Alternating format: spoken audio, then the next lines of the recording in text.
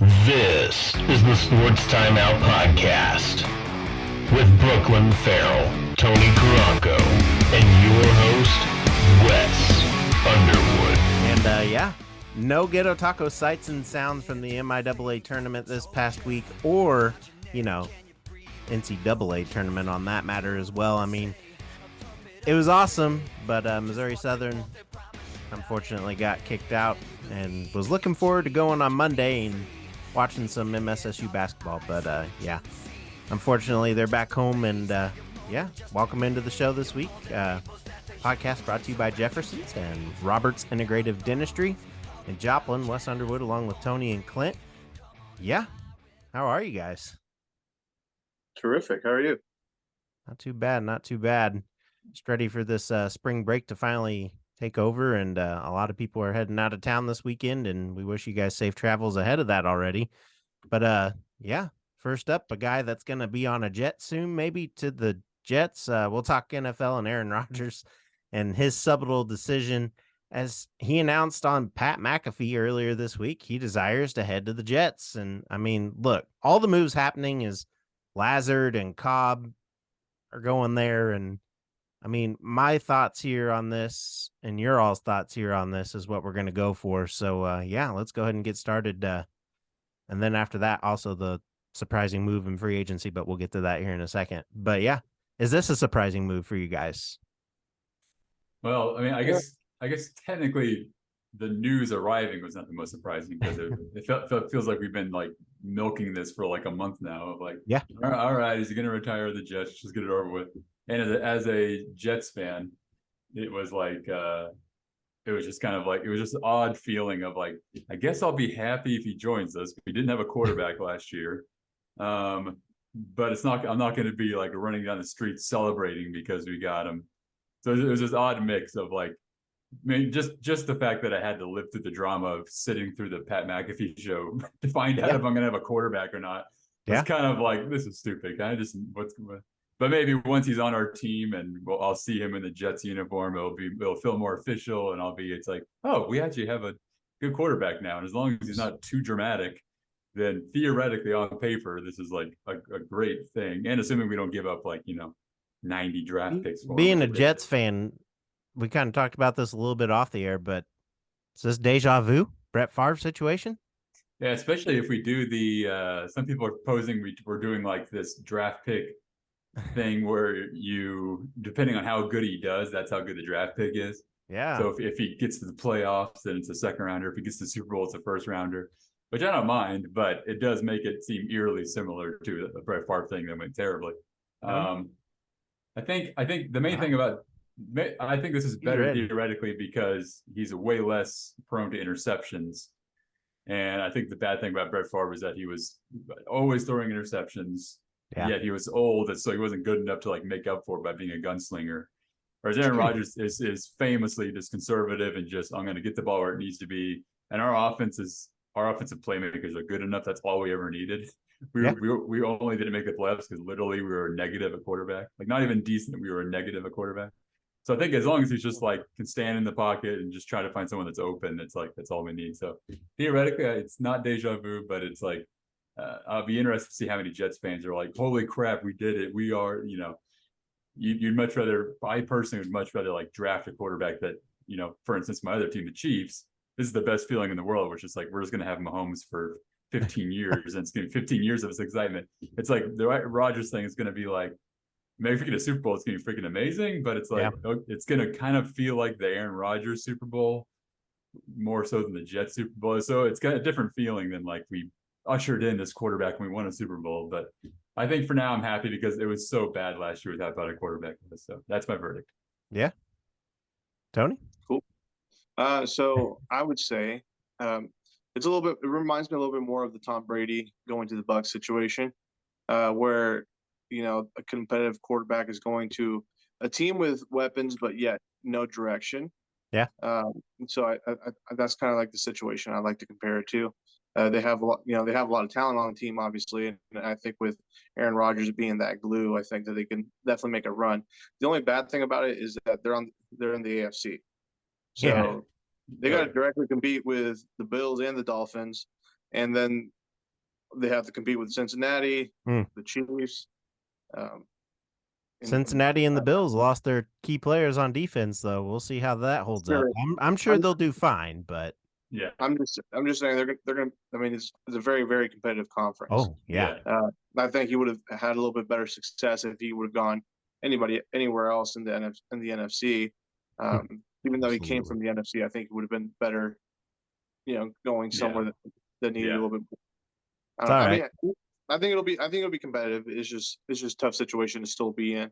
Yeah, it's one of those things where it's like, even for as good as we'll be, or if it does work out perfectly, that still doesn't mean we'll make a Super Bowl. That's the thing. That's the tough part too. Is that's why, again, I would much rather have a young quarterback that we usher in, and it's like, okay, let's say it all works out and he's great and our weapon's working. That still doesn't mean guarantee we're going to beat the Chiefs, or guarantee we're going to beat the Bengals, as you're saying. So sometimes it's not even like, so you think he's going to make you a Super Bowl team? It's like, well, he might theoretically be able to, but then the AFC is so good that I'm not sure that will even matter. So it depends on how good we'll be, how lucky. You'd much rather have the opportunity to have our Aaron Rodgers, have these things, and then maybe, Travis Kelce gets hurt or Joe Burrow gets hurt. And now it's like we have an opportunity and we have the quarterback to do it. So it's a better thing to have than not have. But I'm not sure how many people are like, oh, there we go. Now the Jets are going to win the Super Bowl just because we got this aging quarterback. So Joe Burrow did get hurt. Joe Burrow's feelings got hurt. There you go. Well, if that takes him out of a playoff game, then I guess that helps the Jets. But so on top of that, it's been the most surprising move in free agency. Tony, we already know it's Garoppolo. You love him now. No, I mean, the Raiders really need something else in order for them to be better. I mean, I don't think Garoppolo's a bad quarterback, but I don't think Derek Carr is a bad quarterback. In fact, I think Derek Carr is a little bit better for quarterback. But I mean, there's so much that needs fixed in that organization, and I don't think it has anything to do with the quarterback. Yeah, it's true. Yeah, it's a weird situation, where it's like he might be better for Josh McDaniels, who's the coach for the Raiders. He might be theoretically a better fit for them. But yeah, it feels like they have defensively, it's not like all of a sudden they're going to be great now. And it's like, you almost again, with the young quarterbacks thing, I feel like it's just going to be a trend for the next few years. But I feel like I would have if I was a Raiders fan, I would have much rather trade up and get somebody in the draft as a quarterback than just kind of tread water and where the Raiders going to win the Super Bowl now because they have Jimmy Garoppolo. It's like, not sure what their process was, but I think Derek Carr's better too, personally. Yeah, and that was my pick for that. I like him. I think he leads the Saints deep into the playoffs, maybe a Super Bowl, but I like where they're going there. He's still got Kamara and Thomas, so we'll see. We'll see. Yeah. And next into the NBA we go, and we'll talk Ja Morant once again, as the decision was made to give him an 8-game suspension. And then yesterday, Morant was caught at his sister's game trying to defend her because he had heard that a high schooler called her a B word. And then he says, after all that incident happened and getting talked to, he's seeking help and counseling, and we'll focus on being a better role model going forward. So what are your all's thoughts here? Tony, is it a little bit different this week now, or do you think it's about the same? I don't think it's quite the same because, I mean, it has high schoolers involved. So I do think it's a boneheaded decision of him to try to get in there and defend his sister. I mean, one thing's defending her. I guess you can speak up and say hey, you can be better than that. But I'm assuming that it was a little bit more than that if they're going with an additional suspension. So yeah, I mean, if he's going to get counseling, cool. I mean, I think everybody really needs a little bit of counseling here and there. But I don't know if the suspensions again is really necessary. I do think he needs a little bit of sense of direction. He needs to be a better role model in his community and on the team. So it's a shame, but he'll get it figured out. He's young and he has the the resources to get some help. True. Clint? Yeah, it does seem like he's been a part of it's like the stereotypical part of a bad crowd. For whatever reason, he's part of this crowd that he just feels like he has to like show himself, and then it came to a flourish when all of a sudden I guess his sister was being, so now he has to defend himself in that kind of way. Yeah. And I will be interested though what happens in terms of after suspension, because he kind of took himself out even before the suspension. He was already kind of in his, now that might have just been like a PR move where it's like, I already know you guys are going to suspend me, so I'm just going to pretend like I'm going into counseling and blah blah blah. Yeah. It might actually just be a thing where it's like even after suspension, he like really is in his own like headspace and is like, I need to keep going into counseling. I'm not going to play the rest of the year. Like who knows? It's an odd situation. It seemingly doesn't help the Grizzlies either. I'm not sure if there's precedent for like all of a sudden after 2 months of counseling, a guy comes back to the playoffs and they win the championship. Like it kind of feels like the vibes aren't right where you would come back and then they're great all of a sudden. You never know, but that part's always unfortunate too, because they were a pretty good team and in a Western Conference that's pretty vulnerable right now. Yeah. And now it's like, unless he comes back full strength and they're just back at it, it's like you have that to worry about too. So I'm interested to see if like how personal this is for him, or if it was a moment he's still in the zone of being hard, but he just is kind of playing coy because of PR reasons, and he's going to be right back in it in 8 games from now. So we'll see, I guess. Yeah. Continuing into the NBA, and we go ahead and talk the struggling Lakers. And with James out yet again, they find themselves in the 10 spot in the playoff standings right now, and have a game up on the Pelicans and the Jazz. Should they be concerned, Clint? I don't think so. I actually think that weirdly, I think as a whole, it's disappointing, but this past couple months have been really spirited, and they actually might be like the third or fourth best team in the West. They're just not playing like it technically the past couple of games because of Anthony Davis injuries and LeBron. And once you lose those people, then it's that funny thing where you watch a game and they lose by like 3, and you're like, boy, it'd be nice if they had a really nice passing small forward who can also rebound. And like, oh yeah, that's LeBron. He's on the bench right now. So once they get him, I actually feel like it's the opposite. I'm pretty confident they can. They've done it. They did it 3 years ago. They have a good team now. It feels like they got rid of Russell Westbrook, who was just like this vampire of energy. The second he left, all of a sudden it's like they're passing the ball well and they're getting into LeBron, and Anthony Davis seems more spirited. So I feel like he's bad vibes. So if anything, we got to watch out for the Clippers to see like is Westbrook going to show his head again with the Clippers as like this vampire that just sucks the energy out of your team. If you go there, you get clipped. Nice. And they had a big win too, so we'll see. But they did. The Western Conference is just so up in the air right now. There's only not one team, because like the second you thought maybe the Warriors are back, then they get a tough loss to that Russell Westbrook Clippers. So it's like it's an odd Western Conference. It again adds to the who wants it thing, and why the Lakers I think shouldn't be too dispirited, because it's not like and there's 4 monstrosities that we can never beat. It's like they could beat the Nuggets if they really wanted to. So yeah, we'll see. Tony? Yeah, I don't think I have any additional information for you guys. You don't have secret documents on LeBron and if he's coming back? No, I don't have any conspiracies. Okay, that's why we have you on either. Yeah, true. Yeah, how does this play into the NBA script? Is it good that he's playing injured, or is that more like an action thriller script? LeBron's writing it right now.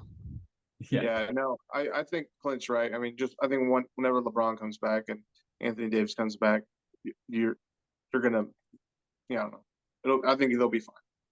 Okay. Yeah. All right. We'll talk about this in a couple weeks. Yeah. But we continue into more basketball with March Madness, and my bracket's already busted. Thank you, Princeton. Furman. Maybe there will be a bigger one today. I mean, you gotta love March though. And for me, as a Mizzou fan, I'm excited they made it past round 1 for the first time since 2010, and their first win in 6 tries in the first round. So kudos to them. But you guys liking it so far? Who's your team, Tony, or do you have a team? Yeah, I mean, last year I was cheering on KU pretty hard. They won it. They did. They scared me for a minute. I thought they were going to be. You don't have a diehard team that you go for every year? No, not really. Okay. No. I guess like growing up, the school that I really liked was Texas, the Longhorns. I really liked them. They could be good this Uh, year. They could be. Yeah, I mean, I don't know. I've been on the KU train for a little bit.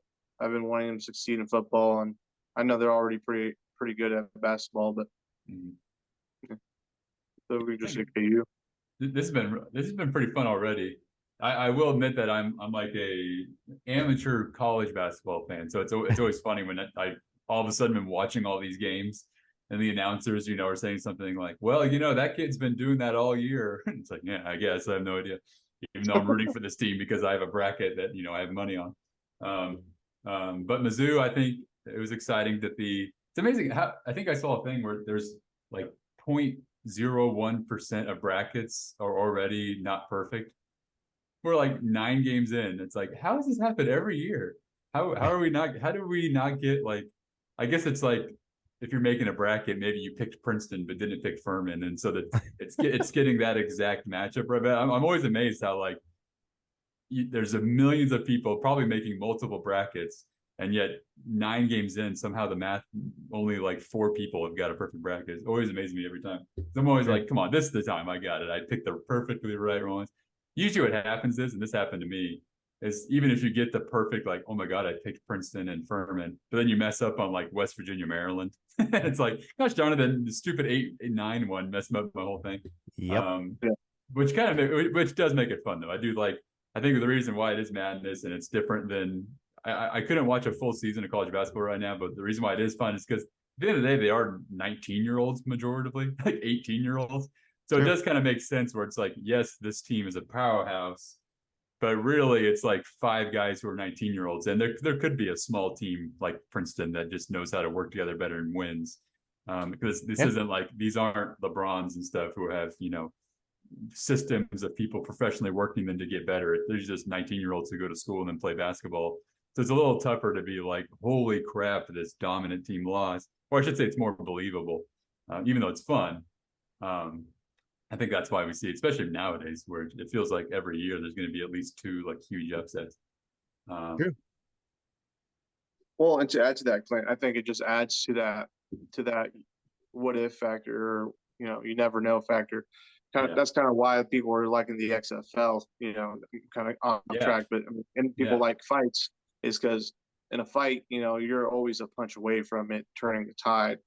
Same thing with the XFL. You have these 3-point conversions, and in the same and again, this is a perfect example. March Madness is people like the excitement of it.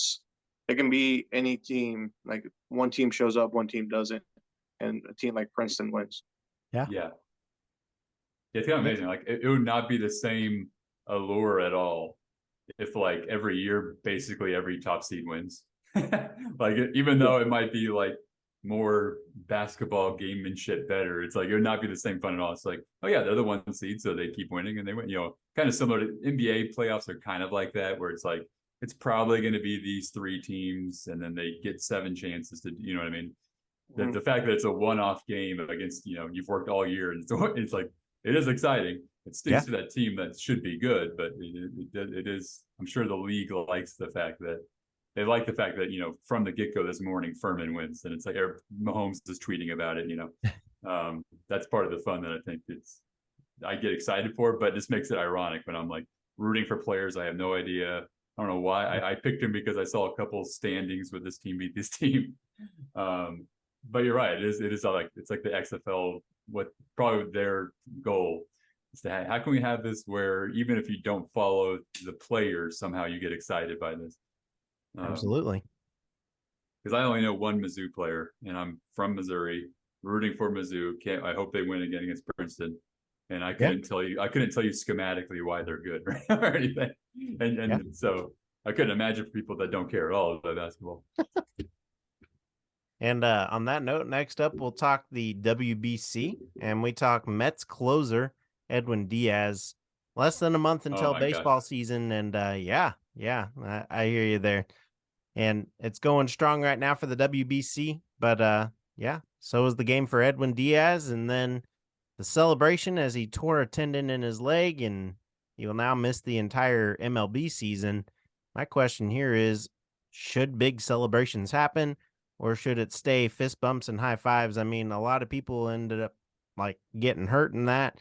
Kendrys Morales knows what that feels like. A few other guys in the MLB know what that feels like, and I'm sure other injuries have happened as well during celebration. I mean, those guys come up and they like start ripping each other's clothes off, and they punch each other and they throw each other down.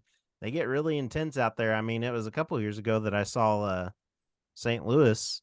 They had a walk-off something. I think it was like a grand slam maybe.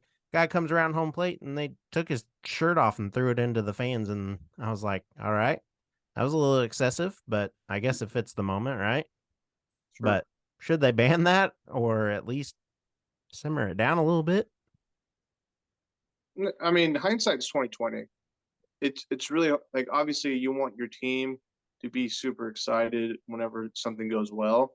Yeah. And you want that to, you want that enthusiasm to go to the crowd and obviously to the people at home. But obviously with an injury like this over a celebration, you're like, oh, well, why do they have to celebrate? It is frustrating, especially for him. And he's out with an MCL tear and he's out for the whole season. Yeah. Really? Yeah. Just how he came down on it. I figured I thought MCLs were a little bit faster to repair, but I guess not. But Crazy. Point is, yeah, I mean, it's kind of hard to find that sweet spot where no one's going to get injured from celebrating. And I feel like it seems a little bit more common in baseball for some reason. I mean, it does happen in other sports, but yeah, I mean, you're bringing up all these cases that it's happened before. Crazy. It's tough.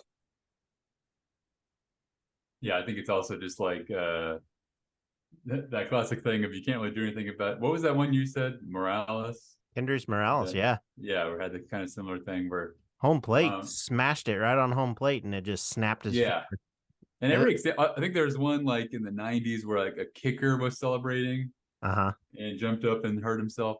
It usually is always something that could never be avoided. It wasn't like, oh, well, next time I won't do this. It's just kind of a bad like luck of the situation. And you're so embarrassed about it, you shut off your camera. And it's like, yeah. But yeah, it's more so just for like it also for the Mets. I feel bad. We always get, as Jets fans, we always get the classic like anything that's like even close to being weird. It's a classic Jets. Which most fans get miffed by. It's like, or it's just a thing that happened. It's not it's not this weird vagueness of the Jets that made it bad. And then both the Mets thing, I'm sure they're getting a lot of that right now. But classic Mets, that they finally get this awesome guy and then he just gets injured for the rest of the season. Yeah, it's weird. Yeah, nothing you can do about it, and it's just unfortunate that you get injured. And again, in terms of banning or anything, I don't think there's anything. I doubt there's going to be a replay of that injury where it's like, oh, that idiot, if he would have done this, celebrating differently with his team, he wouldn't have injured himself. True. Yeah, he just jumped up and celebrated. Now, it would have been like he jumped up in the crowd and did something that was like, what were you thinking, dude? But did a backflip off the dugout or something. Yeah, it does something where it's like he's really trying to do showmanship. Then it's like, now we're talking. But yeah. It's just a bad coincidence. It is. It is very bad coincidence. I mean, again, on that note, I mean, like, you end a game and you're celebrating like that, and then all of a sudden it's like, oh, he's crying. Oh, he's hurt. Oh, he's done. Yeah. It's like a wave. And it was really weird because his brother was there too. And then his teammate from the Mets in Lindor, I believe. And they were both there and they watched that. And then his brother was crying with him. And it just made it more like, holy moly. Yeah. So, but yeah, crazy. Especially because what you would have done with the Mets, I mean, maybe he cares about that, but is way bigger than what that tournament was. Yeah. So I doubt he's like, that was worth it because if it was like the Olympics or something, maybe he'd be like, you know what, it's at least we won the Olympics. But yeah, I understand the sadness. On that, we will head to the local sports update brought to you by Trackside Burgers. They're open at 1515 West 10th Street in Joplin. Catch them in Joplin for your tailgate and catering needs. And baseball starts up this weekend with jamborees galore, and then be looking out for those where they may be canceled because the field's too wet. Who knows? I mean, there's a lot of turf around here, but there's still some grass fields around here as well. And then the only basketball action we have in high school left is CJ Lady Bulldogs. They are in the final 8, and they will be taking on Notre Dame Cape Girardeau. So be looking out for that matchup tonight, and then that's at 7 p.m. And on that, we will finish with the 2-minute warning brought to you by Hot Stone Pizzeria. Go grab a large pizza and medium pizza for the month of March for only $30, and it saves you $10 total. But MIAA basketball, as we mentioned at the beginning of the show, it is done.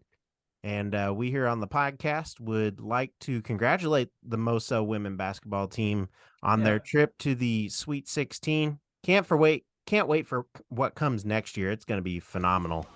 And good luck to you guys, and recover well, because next year I know you're coming out full throttle. MSSU baseball heads to Washburn for a 3-game weekend trip. Today they play at 3, tomorrow to be announced based on the weather, and Sunday they will play at noon. For Pitt, they will host Northeastern this weekend. Today's matchup is at 2 p.m., tomorrow at 2 p.m., and Sunday at noon.